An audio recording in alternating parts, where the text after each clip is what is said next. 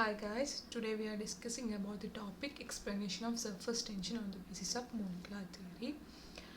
Molecular forces എന്ന് പറയുന്നത് രണ്ട് തരം ഫോഴ്സസ് നമ്മൾ ചെറിയ ക്ലാസ്സിലൊക്കെ പഠിച്ചിട്ടുള്ളതാണ്. There are two main types of molecular forces. First one is force of cohesion and another one is force of addition. അപ്പോൾ ഫസ്റ്റ് ഫോഴ്സ് ഓഫ് കോഹഷൻ ആണ് നമ്മൾ എക്സ്പ്ലെയിൻ ചെയ്യാൻ പോകുന്നത്. Force of cohesion എന്ന് പറഞ്ഞാൽ the force of attraction between the molecules of the same substance is called force of cohesion. Same substance തമ്മിലുള്ള മോളിക്യൂൾസിൻ്റെ same substance തമ്മിലുള്ള ഫോഴ്സ് ഓഫ് അട്രാക്ഷൻ എന്ന് പറയുന്നത് ഫോഴ്സ് ഓഫ് കോഹഷൻ എന്ന് പറയുന്നത്. It is a force of cohesion which give solids their rigidity and shape. Force of cohesion ആണ് സോളിഡ്സിന് അതിൻ്റെ റിജിഡിറ്റിയും ഷേപ്പും കൊടുക്കുന്നത്. എക്സാമ്പിൾ എന്ന് പറയുമ്പോൾ the molecules of iron are rigidly combined in an iron nail and the molecules of the carbon hold together to form a hard diamond. Molecules of iron എന്ന് പറഞ്ഞാൽ rigidly combine ചെയ്ത് അയൺ നെയിലായിട്ട് rigidly combine ചെയ്തിരിക്കുകയാണ്. അതാണ് one example. ഒരു example is molecules of carbon hold together to form A hard diamond. മോളിക്യൂൾസ് of കാർബണ് ഹോൾഡ് together to form A hard ഡയമണ്ട് ആയിട്ട് മോളിക്യൂൾസ് ഓഫ് കാർബണ് ഒരുമിച്ച് കൂടിയ ഹാർഡ് ഡയമണ്ട് ആവും. ഇതാണ് ഇതിൻ്റെ എക്സാമ്പിൾ എന്ന് പറയുന്നത്. Strong force of cohesion between the molecules of a solid is illustrated by the fact that a steel cap of 2.5 cm diameter is strong enough to lift a locomotive.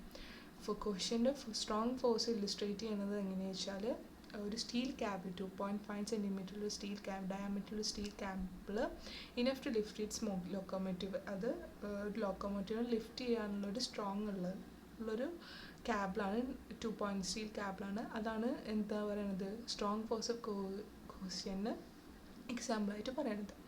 The cohesive force is very strong in solids. Cohesive force സോളിഡ്സിൽ നല്ല strong ആണ്. Weak in liquid and almost negligible in gases. ഗ്യാസിൽ തീരെയും കാണില്ല. സോളിഡ്സിൽ strong ആയിരിക്കും, ലിക്വിഡ്സിൽ വീക്കും ആയിരിക്കും. Next എന്ന് പറയുന്നത് force of addition. Force of addition, the force of attraction between the molecules of dissimilar substance is called force of addition. Two dissimilar ആയിട്ടുള്ള molecules തമ്മിലുള്ള force of attraction എന്താണ് പറയുന്നത് ഫോഴ്സ് ഓഫ് അഡിഷൻ എന്ന് പറയുന്നത്. അതിൻ്റെ example കുറേ ഉണ്ട്. Example അതിൽ 1 by 1 ആയിട്ട് നമുക്ക് പറയാം. First one, it is a force of adhesion which makes the graphite from the lead pencil to stick the paper while writing. Lead pencil വെച്ചിട്ട് നമ്മൾ പേപ്പറിൽ എഴുതുമ്പോൾ അതിൻ്റെ ഗ്രാഫൈറ്റ് പേപ്പറിൽ പറ്റി പിടിച്ചിരിക്കും. അതാണ് first example. The next example എന്ന് പറയുന്നത് the force of adhesion makes adhesive skin paper or talcum powder to stick to the skin. Next example എന്ന് പറഞ്ഞാൽ അഡിഷൻ എന്ത് ചെയ്യും, അഡിസീവ് സ്കിൻ പേപ്പർ അല്ലെങ്കിൽ ടാൽക്കം പൗഡർ നമ്മളെ മുഖത്തിടുമ്പോൾ അത് പറ്റി പിടിക്കാൻ സഹായിക്കും. നെക്സ്റ്റ് എക്സാമ്പിൾ എന്ന് പറയുന്നത് in gluing two wooden furniture pieces together the adhesive forces between the glue and wood is much greater than the force of cohesion of glue for glue. ഇപ്പോൾ നമ്മൾ രണ്ട് വുഡൻ പീസസ് ഗ്ലൂ വെച്ചിട്ട് ഒട്ടിക്കുമ്പോൾ adhesive force എന്ത് ചെയ്യും, greater ആണ്. Cohesive ഫോഴ്സിനെക്കാട്ടും greater ആയിരിക്കും. അതെങ്ങനെയാണെന്ന് വെച്ചാൽ ഗ്ലൂവും വുഡും തമ്മിൽ അഡിസീവ് ഫോഴ്സ് ഗ്രേറ്റർ ആയിരിക്കും. Glue for the glue of caution force എന്ത് ചെയ്തിരിക്കും, കുറവായിരിക്കും.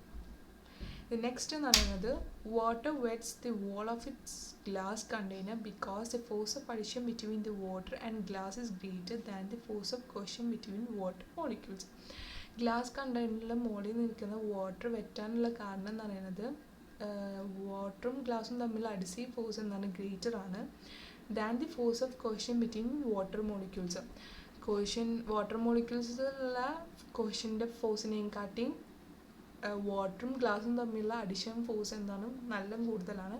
അതാണ് ഗ്ലാസ് കണ്ടെയ്നറിലുള്ള വോൾസിലുള്ള വാട്ടർ വെറ്റാനുള്ള കാരണം. On other hand mercury does not wet the glass. Mercury എന്ത് ചെയ്യും, does not wet the glass. Mercury ഇപ്പോൾ ഗ്ലാസ്സിൽ ഒഴിക്കുകയാണെങ്കിൽ മെർക്കുറി ഡസൻ വെറ്റ്. അതിൻ്റെ കാരണം എന്ന് പറഞ്ഞാൽ the force of cohesion between the mercury molecules is greater than the force of adhesion between mercury and glass. അത് നേരെ തിരിച്ചാണ്. ഇതിൽ നമ്മൾ രണ്ട് എക്സാമ്പിൾ എന്ന് പറയുന്നത് അഡിസീവ് ഫോഴ്സ് ആണ് ഗ്രേറ്റർ ആയി നിൽക്കുന്നത്. പക്ഷെ മെർക്കുറിയുടെ കേസിൽ എന്ന് പറയുമ്പോൾ കോഹഷൻ ഫോഴ്സ് ആണ് ഗ്രേറ്റർ ആയിട്ട് നിൽക്കുന്നത്. മെർക്കുറി മോളിക്യൂൾസും തമ്മിലുള്ള കോഹഷൻ്റെ ഫോഴ്സ് ഓഫ് അട്രാക്ഷൻ കൂടുതലാണ്. എങ്ങനെ, adhesive force of mercury and glass lower ആകുമ്പോൾ. ഓക്കെ, മനസ്സിലായെന്ന് വിചാരിക്കുന്നു. പിന്നെ നെക്സ്റ്റ് എന്ന് പറയുന്നത് molecular theory of surface tension. Molecular theory of surface tension. Surface tension of a liquid arises out of intermolecular attraction. ലിക്വിഡിൻ്റെ surface tension വരുന്നത് എപ്പോഴാണ്? Intermolecular attraction വഴിയാണ്. The molecules of a liquid attract one another with a force. ലിക്വിഡിൻ്റെ molecules attract ചെയ്യും, ഒരു force വഴി അവർ attract ചെയ്യും. Varying inversely as some high power of distance. അവർ ഒരു എന്താ പറയുക, വിപരീതമായി വ്യത്യാസപ്പെടും. എപ്പോൾ? ഒരു ഹൈ പവർ ഓഫ് ഡിസ്റ്റൻസിൽ അവർ വിപരീതമായി വ്യത്യാസപ്പെടാൻ തുടങ്ങും. Thus this force decreases rapidly with distance. അപ്പോൾ ഫോഴ്സ് എന്ത് ചെയ്യും? ഒരു ഡിസ്റ്റൻസ് വെച്ചിട്ട് റാപ്പിഡായിട്ട് ഡിക്രീസ് ചെയ്യാൻ തുടങ്ങും. The distance up to which the force of attraction between two molecules is appreciable is called a molecular range. ഇപ്പോൾ ഒരു 2 molecule തമ്മിലുള്ള ഫോഴ്സ് ഓഫ് അട്രാക്ഷന് കൂടുമ്പോൾ അതിൻ്റെ ഡിസ്റ്റൻസിന് പറയുന്ന ഒരു പേരാണ് എന്ത് പറയുന്നത്? മോളിക്കുലർ റേഞ്ച് എന്ന് പറയുന്നത്. And is generally of the order of 10⁻⁹ metre. അത് എന്ത് ഓർഡറിലാണ്? 10⁻⁹ മീറ്റർ എന്ന് പറഞ്ഞ ഓർഡറിലാണ് ഉണ്ടാവുക. നെക്സ്റ്റ് എന്ന് പറയുന്നത് a sphere of radius equal to a molecular range drawn around a molecule is called a sphere of molecular influence or the sphere of molecular activity. ഇപ്പോഴൊരു sphere consider ചെയ്യുക. സ്ഫിയറിൻ്റെ റേഡിയസ് ഈക്വൽ ആണ്. എന്തിന് equal ആണ്? ഒരു molecular range of around a മോളിക്യൂളിന് equal ആണെങ്കിൽ അതിനെ പറയുന്നതാണ് എന്ത്?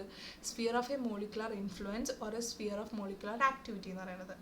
അത് ഡിറ്റർമൈൻ ചെയ്യാൻ വേണ്ടിയിട്ട് നമ്മൾ എന്ത് ചെയ്യും? ഒരു മോളിക്യൂളിന് കോസി ഫോഴ്സ് കൊടുത്തിട്ട് ഒരു molecule line within the surface of molecular influence വഴി എന്നാൽ ഒരു മോളിക്യൂളിന് മോളിക്കുലർ ഇൻഫ്ലുവൻസ് വഴി നമ്മളത് ഡിറ്റർമൈൻ ചെയ്യാൻ പോവാണ്. അത് നമ്മൾ 3 മോളിക്യൂൾ എടുത്തിട്ടാണ് ചെയ്യുന്നത്. അത് വാട്ടറിൽ ഇട്ടിട്ടാണ് നമ്മൾ ചെയ്യാൻ പോകുന്നത്. അത് എക്സ്പീരിയൻസ് നമ്മൾ ഡിറ്റർമൈൻ ചെയ്യാൻ പോകുന്നത്. അപ്പോൾ നമുക്ക് നോക്കാം എന്താണ് അതിന്. Consider 3 molecules A, B, C. 3 molecules കണ്ടില്ലേ? A, B, C. അതെന്താണ്? വാട്ടറിൽ ഇട്ടിരിക്കുകയാണ്. അത് നമ്മൾ ഡിറ്റർമൈൻ ചെയ്യാൻ പോകണമെങ്കിൽ എങ്ങനെയാണത് കോസി ഫോഴ്സ് വെച്ച് നമ്മൾ ഡിറ്റർമൈൻ ചെയ്യാൻ പോകുന്നതെന്ന്. അപ്പോൾ sphere of molecule A is completely inside the liquid. A എന്ന് പറയുന്നത് സ്ഫിയർ എന്ന് പറയുന്നത് കംപ്ലീറ്റ് വെള്ളത്തിൻ്റെ ഉള്ളിൽ തന്നെയാണ് കിടക്കുന്നത് സ്ഫിയർ എ എന്ന് പറയുന്നത്. And A is therefore equally attracted to all direction. A എന്ന് പറയുന്നത് എല്ലാ ഡയറക്ഷനിലും അട്രാക്റ്റഡ് ആണ്. വെള്ളത്തിനുള്ളിലാണ് ഇട്ടിരിക്കുന്നത്. അത് ആ മോളിക്യൂള് അത് എല്ലാ ഡയറക്ഷനിലും എന്താണ്? ഈക്വലി അട്രാക്റ്റഡ് ആണ്. ഇനി നമ്മൾ the molecule B lies near the surface. B നമ്മൾ കൺസിഡർ ചെയ്യുക. ബി എന്താണ്? സർഫസ്, വെള്ളത്തിൻ്റെ കുറച്ച് ഭാഗം പുറത്താണ്. Near the surface, it's line near the surface. It has a part of upper half of its sphere is influence lying outside. അതിൻ്റെ upper half എന്താണ്?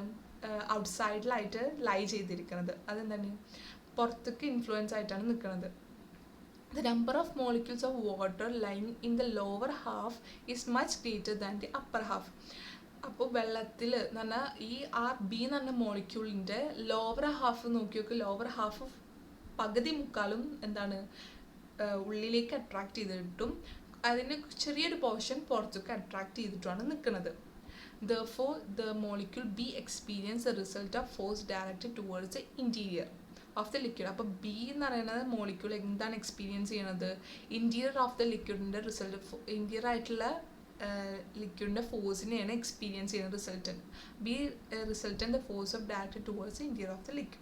ഇനി മോളിക്യൂൾ സി നമ്മൾ കൺസിഡർ ചെയ്യുമ്പോൾ അതിൻ്റെ ഹാഫ് ഓഫ് ദി ഭാഗം പുറത്താണ്. എന്ന് പറഞ്ഞാൽ ലിക്വിഡിൻ്റെ ഉള്ളിൽ കുറച്ച് ഭാഗങ്ങൾ അതും ആ ഫോഴ്സ് ഓഫ് അട്രാക്ഷൻ ഒക്കെ കുറച്ച് ഭാഗം മാത്രമാണ് വെള്ളത്തിൽ അട്രാക്ട് ചെയ്തത്. ബാക്കിയൊക്കെ പുറത്താണുള്ളത്.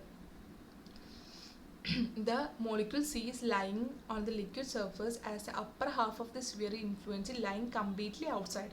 അതിൻ്റെ അപ്പർ ഹാഫ് എന്ന് പറഞ്ഞാൽ കംപ്ലീറ്റ്ലി ഇൻഫ്ലുവൻസ് ചെയ്യുന്നുണ്ട്. ഔട്ട്സൈഡിലാണ് കംപ്ലീറ്റ്ലി ആയിട്ട് ഇൻഫ്ലുവൻസ് ചെയ്യണത്. Therefore, this molecule experience a maximum force towards the interior of the liquid. C എന്ന് പറയുന്ന മോളിക്യൂൾ എന്താണ്? Maximum force towards interior of the liquid experience ചെയ്യുന്നുണ്ട്. Maximum force of the liquid of interior ആണ് C experience ചെയ്യണത്. Okay, next എന്ന് പറയുന്നത് the film on the surface of the liquid having thickness equal to the molecular range is called surface film. ഒരു film consider ചെയ്യാം. Surface of liquid, അതിൻ്റെ surface of liquid എന്താണ് surface of liquid having the thickness equal to molecular range. അതിൻ്റെ thickness എന്ന് പറയുന്നത് molecular റേഞ്ചിനായിട്ട് equal ആണെങ്കിൽ ആ ഫിലിമിനെ വിളിക്കുന്ന പേരാണ് സർഫസ് ഫിലിം എന്ന് പറയുന്നത്. All the molecules in the surface film experience an inward force which goes on increasing all the free surface of the liquid is approached. അതിൻ്റെ ഫോഴ്സ് എന്ന് പറയുന്നത് എല്ലാ മോളിക്യൂൾസും ഫിലിമിലുള്ള എല്ലാ മോളിക്യൂൾസും എന്ത് ചെയ്യും, ഒരു ഫോഴ്സ് എക്സ്പീരിയൻസ് ചെയ്യും. ആ എക്സ്പീരിയൻസ് ചെയ്യുന്ന ഫോഴ്സ് എന്ന് പറയുന്നത് which goes increase the free surface to liquid is approach. അതിൻ്റെ ഫ്രീ സർഫസ് എവിടെയാണോ ഒഴിഞ്ഞു കിടക്കുന്നത് അവിടെയാണ് എക്സ്പീരിയൻസ് ചെയ്യുക. To bring the molecule from a interior of a liquid to the surface film. ഇപ്പോൾ ഒരു മോളിക്യൂളിനെ to bring a molecule from the interior of a liquid to the surface film, the work has to done against. ഇപ്പോൾ ഒരു molecule ഇൻറ്റീരിയറിലുള്ള ഒരു മോളിക്യൂളിനെ surface ഫിലിമിലേക്ക് നമുക്ക് കൊണ്ടുവരണമെങ്കിൽ ഇത് done against ഇൻക്രീസിൻ്റെ force എന്ന് പറഞ്ഞാൽ അത് ഈ ഫോഴ്സ് നമുക്ക് ഇൻക്രീസ് ചെയ്തിട്ട് ടെൻഡിങ് ടു പുൾ ബാക്ക് എന്ന് പറഞ്ഞാൽ അതിനെ പിടിച്ചു വലിക്കണം. And this work is done in the molecular measures its potential energy.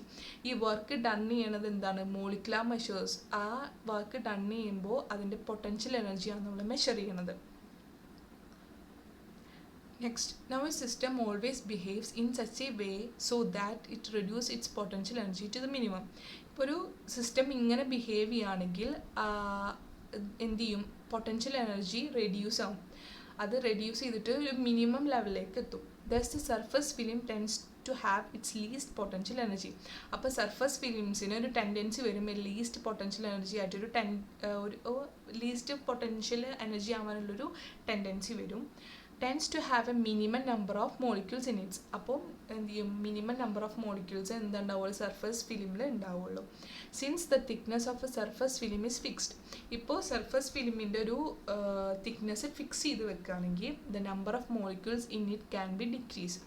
അതിൻ്റെ സർഫസിലുള്ള മോളിക്യൂൾസ് എന്ത് ചെയ്യും, ഡിക്രീസ് ആവും. Only if surface area become minimum.